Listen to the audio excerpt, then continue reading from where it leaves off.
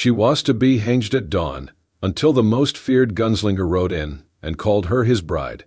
That girl poisoned her boss, someone whispered. Emptied the safe and tried to vanish into the night. She'll be swinging before the sun even warms the ground. The murmurs crawled through the crowd like snakes in dry grass. Dozens of boots kicked up dust as townsfolk gathered around the makeshift gallows in the center of Dry Creek Square. Wooden crates, rope, and 2 crooked beams were all the town needed for justice. Or what they called justice. Eliza stood at the heart of it all, her wrists bound in rough hemp, her ankles raw from iron shackles. Her dress was once clean, cream-colored cotton, but now it clung to her in tatters, stained with dirt, blood, and spit. Her hair hung loose and filthy, falling over a bruised cheek and a swollen eye that refused to open. She didn't cry anymore. That had stopped hours ago, somewhere between the beatings and the silence. Someone in the crowd hurled a bottle. It shattered near her feet. "Should have let the wolves have her," a woman hissed. "Burn her," a man shouted. "No," replied another, older voice, the ropes quicker. The preacher read from a damp page. Sheriff Rudd stood by, arms crossed, chewing a matchstick. None of them looked directly at her. Eliza didn't lift her head. Her breath came slow, tired. She wasn't guilty, but in Dry Creek, being poor and unwanted was enough. The rope was draped over the beam, looped with care. The hangman, a drunk with a cough, tightened the noose, his eyes avoiding hers. The sheriff nodded once. The rope was drawn around her neck. The hangman stepped back. A moment passed. Then, a thunderclap of hooves exploded across the still air. Gasps erupted as a black horse charged into the square, kicking dust high as it reared. On its back, a man in a long ash-gray duster sat tall, his wide-brimmed hat shadowing a face etched with grit and silence. He pulled a revolver from his side and fired once into the sky. The shot cracked louder than a whip, freezing the entire square. "Get your hands off my wife," he growled. Silence. No one moved. "I said drop the rope," the man barked, his revolver turning from sky to gallows. Sheriff Rudd stepped forward. "Who the hell are? Someone you don't want to test." He flipped a paper from his saddlebag and tossed it near the preacher's feet. It flapped open in the dust. A marriage certificate. The hangman hesitated, looked at the sheriff, then stepped back. The man dismounted in one fluid motion. His boots hit the ground with a thud that made the boards tremble. He climbed the steps to the gallows. Eliza didn't look up, even as he touched her arm. "You all right?" he asked quietly. She gave no answer. Her knees buckled. He caught her before she fell, scooped her into his arms, and turned. A shot rang out behind them, but his revolver was faster. He spun, fired, and the shooter dropped before the echo had even faded. Chaos erupted. He swung onto the horse with Eliza in his arms, kicked the beast hard, and bolted through the square, dust and curses trailing behind him. Bullets tore through the morning air. People screamed. Another gun fired. He ducked low, shielding her body with his. And just like that, the rope swung empty. And Eliza was gone. The sun had barely cleared the horizon when Cain's stallion tore across the open plains, hooves thundering over cracked earth and golden grass. Eliza was slumped against his chest, unconscious, her face ghostly pale against the grit and blood staining her torn dress. He held her steady with one arm while guiding the reins with the other, his jaw tight, eyes locked on the jagged hills far ahead. Behind them, the faint but rising roar of pursuit echoed like thunder on the wind. Dry Creek would not let her go easily. Cain reached the split in the trail and made his first move. He stopped the horse briefly, dismounted, and led it through a dry riverbed, walking backwards to scatter the hoofprints. Then he doubled back and struck west, dragging a spare pair of boots across the trail behind him to make it seem like they'd headed that way. The sun was climbing now, burning hotter. Eliza stirred once, moaning, but did not wake. By mid-morning, Cain reached a narrow pass hidden behind a cluster of scrub trees and sharp stone outcrops. There, nestled in the cleft of the hills, he found a small cave, cool, shadowed, quiet. He laid Eliza down gently on the packed earth, pulled a canteen from his saddlebag, and trickled a few drops onto her lips. She coughed weakly, then blinked. Her eyes opened wide when she saw him. "Where?" "You're safe," he said simply, voice rough but low. "If I hadn't come, you'd be swinging from that noose by now. That's not justice. That's the law of wolves." Eliza blinked again, dazed. "Why did you?" Cain didn't answer. He handed her the canteen and turned away to watch the pass below. The question hung between them like smoke. Far in the distance, a cloud of dust rose, a search party. Kane's eyes narrowed. They were moving fast, too fast. Town dogs, he muttered. And something worse. He reached for his rifle, a battered Winchester with the stock dark from sweat and time. He checked the chamber, slid the bolt back with a practiced flick. "Eliza," he said without looking at her, "we've got trouble, more than one kind." From behind a ridge to the north, a second group emerged. Black coats. Black horses. Not townsfolk. Bounty hunters. He recognized one of them. Mendez. A ruthless tracker out of El Paso who never asked questions, just collected heads. He would not be here by accident. Kane swore under his breath. The men who had paid him to kill Eliza must have heard he let her live. Now they were cleaning up their mistake with bullets. He turned to Eliza. "We have to move. Now." She tried to sit up, wincing. "I can't." "I'm not." "You don't need to run," he said. "You just need to trust me." Kane led her through a narrow chute of rock that curved behind a ridge, then crouched low behind a high cluster of boulders. From there they had a view of the pass. He tied his horse to a hidden route, loosened the saddle to make it look abandoned. Then they waited. The wind picked up, blowing grit into their faces. Eliza shivered. Kane settled the rifle across the rocks, adjusted his aim. "Stay down." Footsteps, hooves, voices. 3 men crested the rise. 2 from the town, 1 from Mendez's crew. Kane let the first step forward. 1 breath. 2. Then he squeezed the trigger. The crack of the Winchester shattered the air. The man dropped like a marionette with strings cut. Panic. The others scattered for cover. Kane's next round dropped the bounty hunter mid-turn, bullet through the chest. The third man fled, boots skidding in panic. Kane did not shoot again. Eliza stared at him, wide-eyed, breathing hard. He lowered the rifle and looked at her. "I only fire when I know what I'm aiming at," he said. She said nothing. But in her silence something shifted. Not fear. Not gratitude. But the first trace of understanding. They weren't safe yet. But in Kane's silence, and in the bodies cooling below, she saw what kind of man had saved her. Not a hero. Not a husband.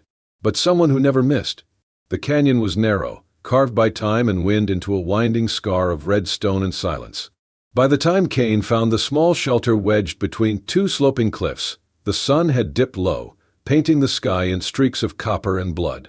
He dismounted without a word, lifted Eliza from the saddle, still weakened, still wary, and carried her toward the rocky alcove where wind couldn't reach. He set her down gently on a patch of packed dirt, handed her a blanket, and then turned to build a fire. Sparks lit up from flint and steel, catching on dry mesquite and pine shavings. The flames rose, slow but steady. Eliza didn't speak for a long time. She sat with her knees drawn up to her chest, eyes lost in the dance of the fire. Her throat was raw, her muscles sore from days of fear and rope and running. But her mind was sharper than ever. Watching, waiting. Kane sat across from her, the fire between them. He cleaned his rifle with methodical precision, every motion deliberate, quiet, practiced. The shadows shifted on his face, hiding his eyes, revealing the scar that ran down his neck like a crack in armor. Finally, Eliza found her voice. "You never answered," she said. "Why did you save me?" He didn't look up. "I did." "That's not an answer." Kane paused, then glanced at her. The firelight flickered in his eyes. "Because you didn't cry." She frowned. "What?" "When they dragged you through that crowd, tied your hands, pulled the rope tight. You didn't beg. You didn't scream. You didn't cry." He leaned back, arms resting on his knees. "Only the innocent do that. The ones who know the truth won't change anything. The guilty always make noise." Eliza turned back to the flames, unsure if she felt seen or accused. "I didn't cry because I knew no one would listen," she whispered. "Exactly," Kane said. "That's how I knew." The silence returned, thicker now. She shifted. "You know more than you should. About me." Kane's hands stopped moving. "You knew my mother died of fever," she continued. "You knew about the burn on my left hand. That I worked in Riverbend. That I watched you for 12 days," Kane interrupted, quiet but steady, "before the hanging." Her blood turned cold. "I was hired to kill you," he said. "Clean job. 1 shot. Done." Eliza's breath caught. "But I didn't. I couldn't." He looked at her now, really looked. "Because I saw how you lived. I saw the lies. I saw you give your food to a starving boy, take a beating for defending another girl. I saw the fear in your boss's eyes, not yours." She didn't speak. Couldn't. "You were meant to die for someone else's crime," he finished.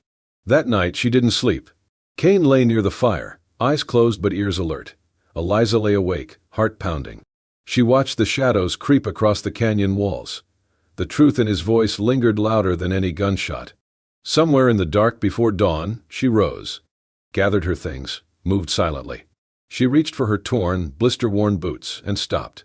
Next to them sat a brand-new pair, soft leather, her size, and atop them a folded scrap of paper. "If you run, at least do it comfortably." She stared at it. Her fingers trembled.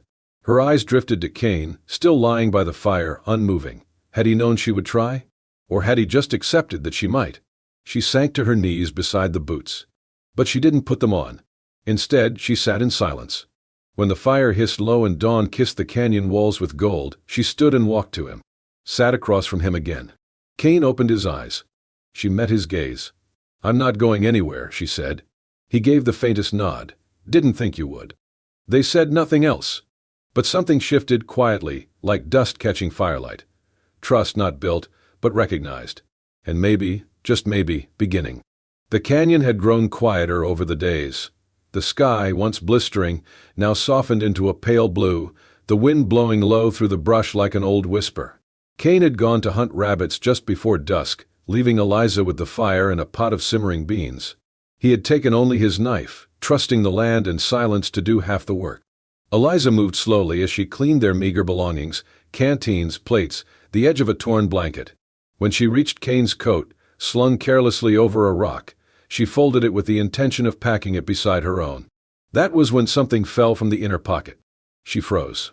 It was a small, yellowed slip of paper, creased, stained at the corners. Her name stared up at her in faded ink. Eliza M., $500, clean, paid. Her stomach dropped. Hands trembling, she opened the folded page fully. The message was blunt, cold. No flourish. No justification. Just a job. A target. A price. She barely heard the rustling behind her. Kane stepped through the brush, a rabbit slung over one shoulder. His eyes met hers instantly. He saw the paper. And he didn't flinch. She didn't say anything. Just held it out. Kane dropped the rabbit by the fire and approached slowly. Took the paper from her hand. Folded again without a word. "You were hired to kill me," she said, her voice low, even. "Yes," he replied. "For $500. He nodded. "How many others?" she asked. 21, he answered without pause. "You would have been 22. Eliza felt her knees weaken, but she didn't sit. She refused. She stared at him, at the man who had pulled her from a noose, who had fed her, protected her, made fire when her hands shook too hard to strike the flint. "You watched me for 2 weeks, she said. "All that time." "I was trying to decide," he interrupted. "Decide what?" Her voice cracked. Kane looked her square in the eye. "If you were someone who deserved to die. And, he inhaled slowly. "You weren't." Eliza looked away, eyes wet now, not from fear, but from the betrayal of a strange kind. She had known the world was cruel, but not so precise, not so methodical. Kane moved to his saddlebag, pulled the revolver from its holster.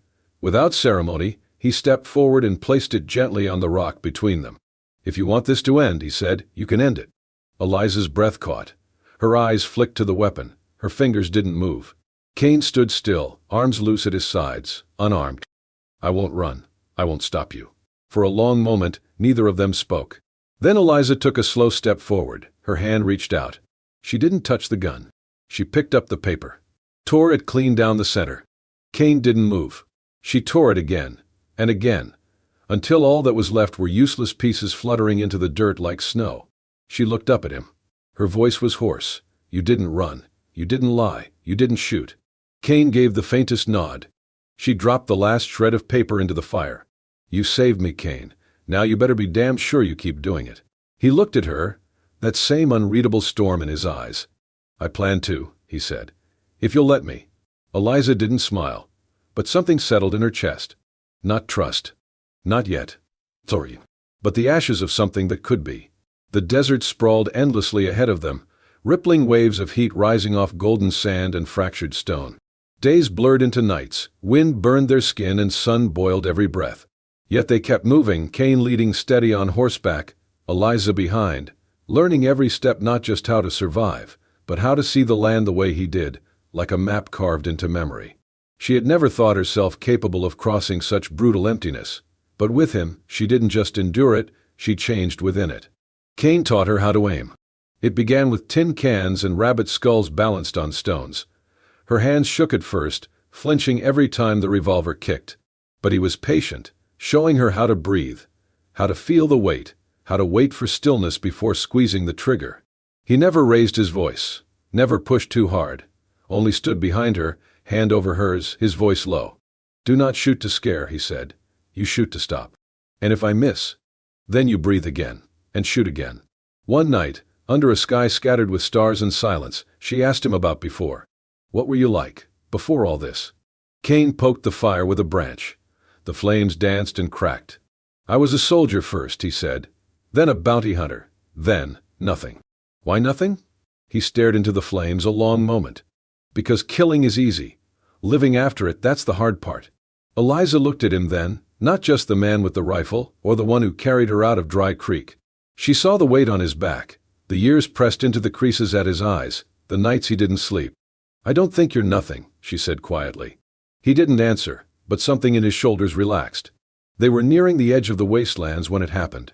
The ambush came quick, no warning. Just the crack of a rifle, then the echo. Cain jerked back in the saddle, blood blooming across his left shoulder. He hit the sand hard, groaning, hands scrambling for his gun. Eliza froze. A man stepped from behind a cluster of rocks, revolver raised. Scarred face, black vest. One of Mendez's, no doubt. "Drop it," the man barked, aiming at Cain's chest. "This time you stay down." Cain lifted his revolver with his good hand, but he was too slow. Eliza moved. She didn't think, didn't speak. She aimed. And fired. The gun kicked in her hand, louder than thunder. The man's body jerked as the bullet hit center mass. He staggered, eyes wide with disbelief, then collapsed, his weapon slipping into the sand beside him. Silence followed. Total, awful silence. Cain rolled to his side, clutching his shoulder, breathing hard. Eliza stood still, the revolver still raised, arms locked, mouth trembling. Tears streamed down her cheeks, but her hands didn't drop. Cain looked at her. "You all right?" he asked through clenched teeth. She nodded once, shaky. Then slowly, she lowered the gun. Her knees gave way and she knelt beside him. His blood soaked through the fabric. She pressed her hand to the wound. "I didn't think," she whispered. "You did just fine," he said, grimacing. "I shot him." "Yes, you did. I didn't want to." "I know. But I would again. If it meant you lived." Cain looked at her, not with pride, not with fear, but something deeper. Gratitude. He reached up, touched her cheek with the uninjured hand. "You saved my life." She shook her head. "You saved mine first." For the first time since they met, Eliza leaned in and rested her forehead against his. No more running. No more doubt. The desert wind howled past them, wild and sharp. But their hearts, for the first time, stood still, together. The sky turned the color of bruised steel as dusk fell over the abandoned mining valley. Jagged hills surrounded them like broken teeth, silent but watchful. Cain slumped against Eliza on horseback, his shoulder bleeding through a bandage soaked twice over. His skin burned under her fingers, too hot, too pale. She guided the horse slowly toward the entrance of the mine. The timbers were half rotted, the rails snapped and buried under sand. A crooked sign still hung by a rusted chain, Durham No. 7. It had been dead for years, forgotten, empty. Perfect. Ta. Eliza dismounted first, helped him down. He staggered, nearly collapsed, but she caught him. "You're gonna rest now," she said firmly. "No more moving." Cain didn't argue. He hadn't said a word since she'd shot the bounty hunter. His breath came in short gasps. The color was gone from his lips. Inside, the mine was cooler, darker. The staleness of old coal and damp rock clung to the air. She found a wooden platform left behind by miners and laid him down, covering him with their last blanket. She lit a small lantern, kept it low. Shadows danced across the walls like ghosts of men who had never made it out. He tried to sit up. "We can't stay here too long." "I know," she whispered, kneeling beside him. "But you're bleeding out. I have to stitch it again." Cain gritted his teeth as she worked. Threading the needle with shaking hands, she forced herself not to cry. He didn't flinch when the needle pierced his skin. Didn't speak. Just stared at the ceiling as if he could outlast the pain by ignoring it. Outside, the wind had changed. They were being hunted. Again. Eliza checked the rifle, loaded every bullet she had left. Then she saw it. crates shoved in a far corner, half covered in dust and torn tarps. Dynamite. Old, cracked, but still viable. She moved like instinct, quiet and fast. She laid out a string of charges along the lower shaft, connected them to a fuse line, then pulled a loose coil of fuse up to the entrance. She left one path open, just wide enough for 2 men to enter single file. Kane's voice was weak behind her.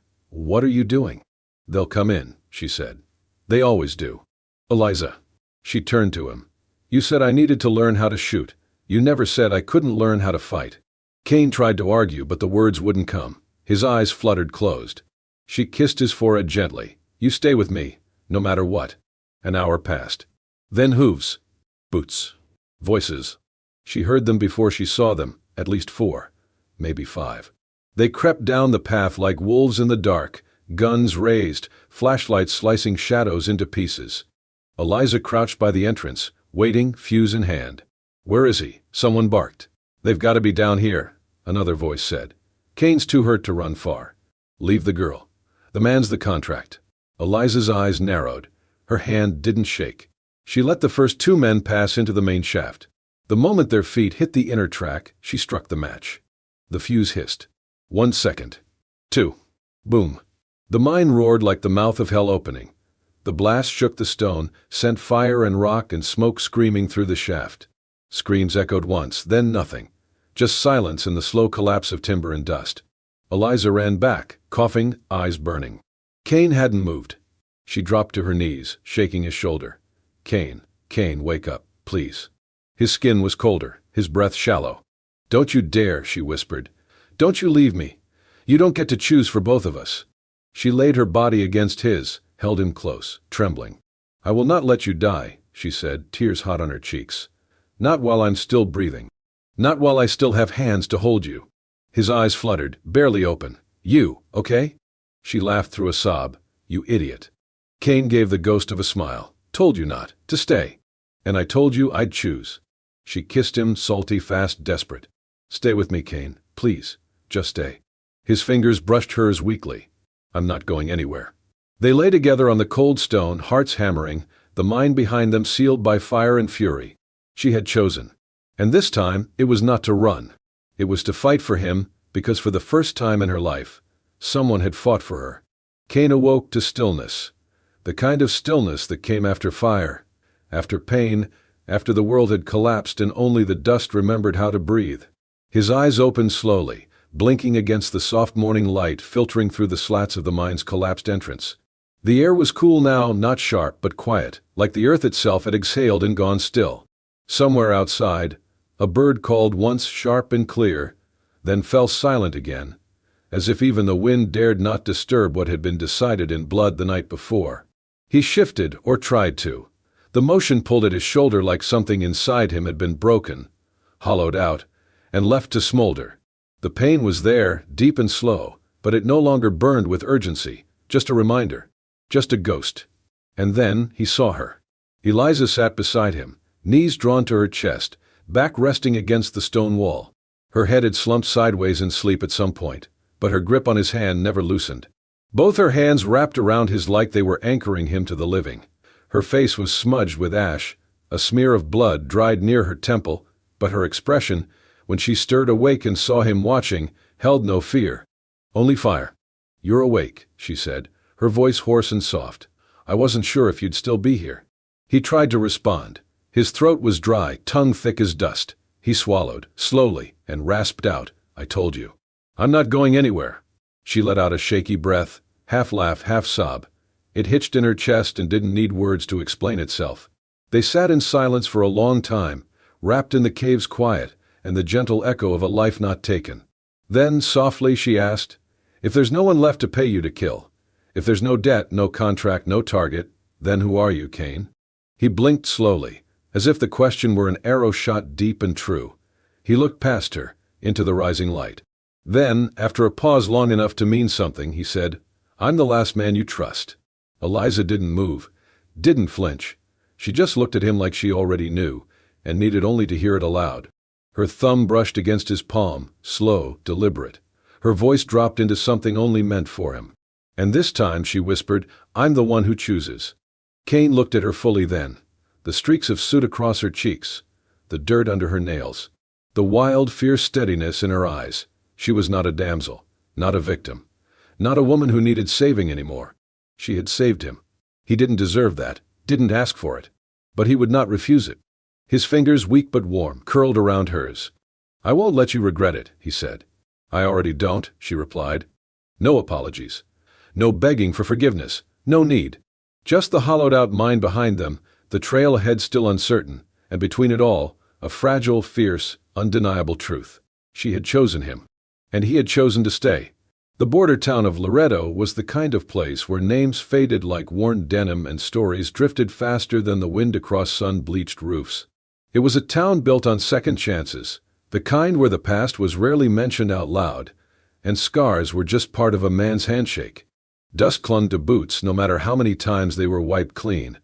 The sunlight turned every porch into gold and every shadow into a place where things could stay hidden. Trouble usually arrived quiet, masked behind whiskey smiles or the hollow sound of an empty saddle returning. And folks knew to keep their heads down when it did. But not here. Not anymore. Not at the edge of town where a small adobe cafe stood beneath the leaning branches of a crooked mesquite. Above its swinging doors hung a hand-painted sign, the letters faded but proud, Eli's. No one asked who Eli was. No one needed to. Cain hammered in the last nail on the left shutter as the sun began to warm the porch boards. His sleeves were rolled, revealing the faded line of a bullet scar along his forearm. Inside, the scent of coffee drifted out with the breeze, strong, bitter, grounding. Eliza moved behind the counter with ease, apron tied tight around her waist, a streak of flour across one cheek. She hummed as she served tamales to the two ranch hands who came every Thursday morning with silver in one hand and ghost stories in the other. Their lives had shrunk to something simple, something soft, shared in half-smiles, silent glances, and the quiet rhythm of people who didn't need words to mean everything. It was enough, until the door creaked open. A man stepped through, tall, dust-stained, coat dragging the wind behind him. His boots struck the floorboards like warnings. He didn't smile, didn't blink, just scanned the room with eyes like cold iron. Then he saw Cain. "You him?" the man asked, voice cracked with miles. Cain didn't move. "Cain Gravehand," the stranger continued, "bounty hunter from Elkhorn Ridge." The cafe went quiet. Coffee stopped mid-pour. Forks hovered above plates. Eliza stepped forward. She didn't raise her voice. She didn't reach for anything. She just looked at him. "No," she said. "That man doesn't live here anymore." The stranger raised a brow. "He used to kill on command," Eliza continued. "Used to belong to whoever paid the most. But not anymore. Now he belongs to no one. Except me." The man looked between them. Whatever he saw in Cain's eyes wasn't threat, but it wasn't weakness either. Just stillness, peace earned at a high price. He gave a slow nod and turned, walked out without ordering. Cain exhaled. Eliza turned to him, wiping her hands on her apron, her voice low. "Not everyone needs an explanation." Cain's lips twitched, a smile, small but real. They stood there a while longer, the cafe returning to quiet.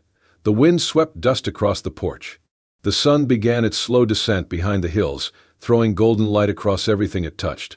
Eliza looked toward the horizon, then at Cain, and she said, softly, "He was sent to kill me, but chose to save me. And in the end I chose him, not to live, but to finally feel alive."